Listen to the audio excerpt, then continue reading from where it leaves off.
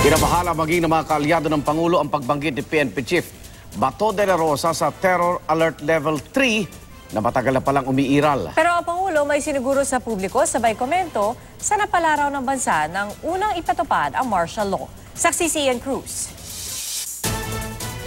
Yung sa ribo na kinargahan ng bomba na IED na tinambakan lang ng mga unan para pag mag-checkpoint hindi makita.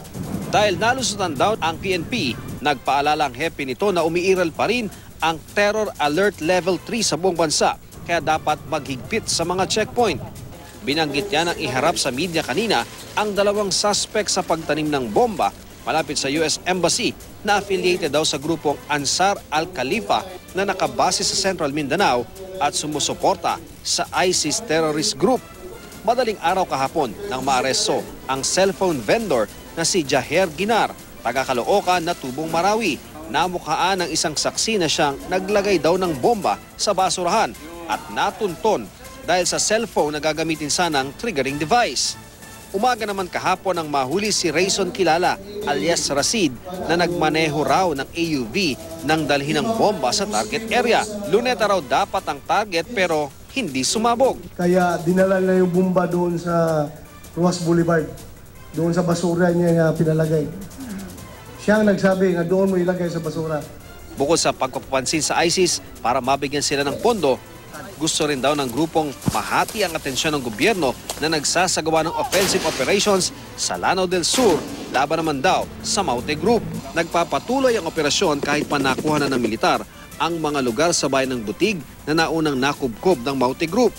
Sa ngayon ay wala nang matinding labanan bagamat bakas ang pinsala tulad ng mga foxhole o mga butas na pinagtaguan ng mga Maute.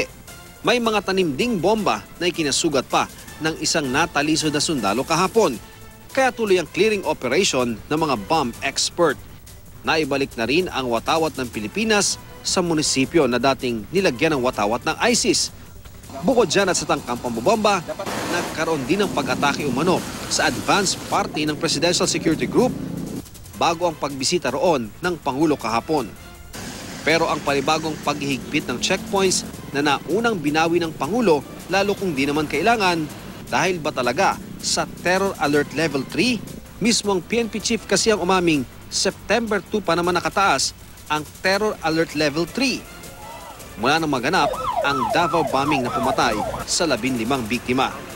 At sa Metro Manila, hindi naman pala ibinaba kahit kailan mula sa Level 3 ang alerto simula nang maganap ang Rizal Day bombing noong taong 2000.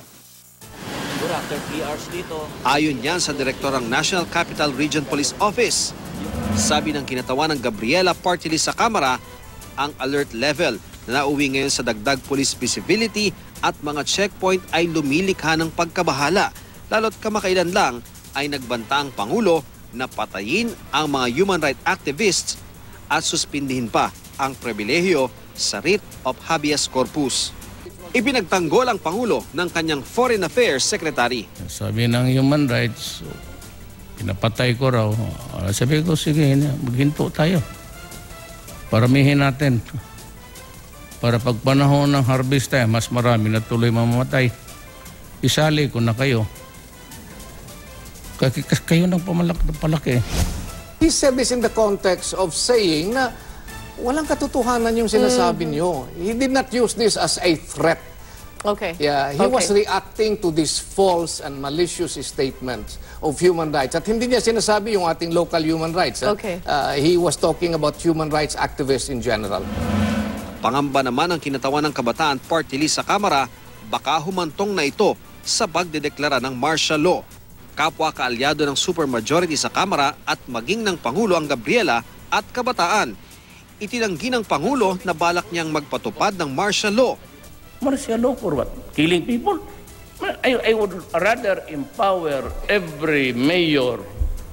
Huwag lang ninyo gamitin sa iba. Kung magaling ba sa akin mag-martial law, kalukuhan yan. Sabay komento sa naunang pagpapatupad nito. Nag-martial law mo tayo noon. Ano nangyari? Gumaling ba ang buhay natin hanggang ngayon? Wala. Ako si Ian Cruz, ang inyong saksi.